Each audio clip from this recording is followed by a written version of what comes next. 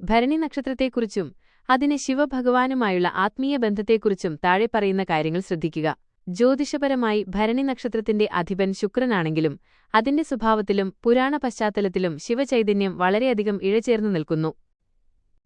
ഭരണി നക്ഷത്രവും ശിവചൈതന്യവും. ഭരണി നക്ഷത്രം യമധർമ്മരാജാവ് ദേവതയായുള്ള നക്ഷത്രമാണ്. എന്നാൽ യമൻ എന്നത് ശിവന്റെ ഒരു ഭാവമായ കാലകാലന്റെ കാലാന്തകൻ അധീനതയിലുള്ള ദേവനാണ്. ഭരണി നക്ഷത്രക്കാർ ശിവനെ ഭജിക്കുന്നത് അവരുടെ ജീവിതത്തിലെ തടസ്സങ്ങൾ നീങ്ങാൻ അത്യന്താപേക്ഷിതമാണ്. കാലസംഹാരമൂർത്തി യമന്റെ നക്ഷത്രമായതുകൊണ്ടുതന്നെ യമനെ നിഗ്രഹിച്ച അനുഗ്രഹിച്ച ശിവന്റെ കാലസംഹാരമൂർത്തി ഭാവം ഭരണി നക്ഷത്രക്കാർക്ക് വലിയ സംരക്ഷണം നൽകുന്നു. ശക്തിയും പരിവർത്തനവും. ഭരണി നക്ഷത്രത്തിന്റെ ചിഹ്നം യോനിയാണ്. ഇത് സൃഷ്ടിയെയും ജനനത്തെയും സൂചിപ്പിക്കുന്നു. ശിവനും ശക്തിയും അർദ്ധനാരീശ്വരൻ ചേരുമ്പോഴാണ് ഈ പ്രപഞ്ചസൃഷ്ടി പൂർണ്ണമാകുന്നത്. അതിനാൽ തന്നെ ഉമയാംബികാ സമേതനായ ശിവനെ ആരാധിക്കുന്നത് ഇവർക്ക് ഐശ്വര്യം നൽകും. ഭരണി നക്ഷത്രത്തിന്റെ സവിശേഷതകൾ. 1. ഭരണാധികാരം. പേര് സൂചിപ്പിക്കുന്നതുപോലെ തന്നെ കാര്യങ്ങൾ ഭരിക്കാനും നിയന്ത്രിക്കാനുമുള്ള കഴിവ് ഇവർക്കുണ്ടാകും. 2. സത്യസന്ധത. ഇവർ മുഖം നോക്കാതെ സത്യം പറയുന്നവരായിരിക്കും. ഇത് ചിലപ്പോൾ മറ്റുള്ളവർക്ക് പ്രയാസമുണ്ടാക്കിയേക്കാം. 3. സഹനശക്തി.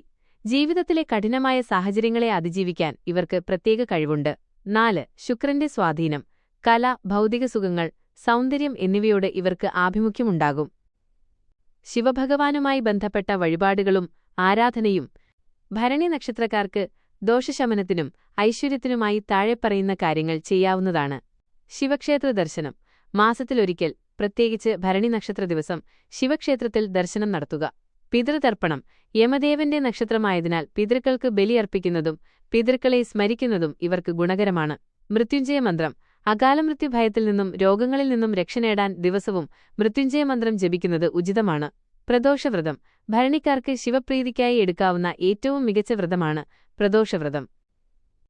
ഒരു പ്രധാന കാര്യം, ഭരണി നക്ഷത്രക്കാർക്ക് ശനിദശയോ അല്ലെങ്കിൽ ജാതകത്തിൽ ശനിയുടെ ദോഷങ്ങളോ ഉണ്ടെങ്കിൽ അവർ നിർബന്ധമായും ശിവനെ അഭയം പ്രാപിക്കണം. ശനിയുടെ ഗുരുവായ ശിവൻ ഈ നക്ഷത്രക്കാരുടെ എല്ലാ കഠിനമായ കർമ്മഫലങ്ങളെയും ലഘൂകരിക്കാൻ സഹായിക്കും. ഭരണി നക്ഷത്രം വെറുമൊരു നക്ഷത്രമല്ല, അത് പരിവർത്തനത്തിന്റെ ട്രാൻസ്ഫോർമേഷൻ അടയാളമാണ്. ജനനവും മരണവും തമ്മിലുള്ള ആ ഒരു നൂൽപ്പാലത്തെയാണ് ഭരണി സൂചിപ്പിക്കുന്നത്. 1. അഘോരമൂർത്തിയും ഭരണിയും. ഭരണി നക്ഷത്രത്തിന്റെ ദേവനായ യമധർമ്മരാജാവ് ശിവന്റെ അഘോരമൂർത്തി ഭാവവുമായി അടുത്തുനിൽക്കുന്നു. സംഹാരത്തിന്റെയും പുനർജന്മത്തിന്റെയും ദേവനാണല്ലോ ശിവൻ.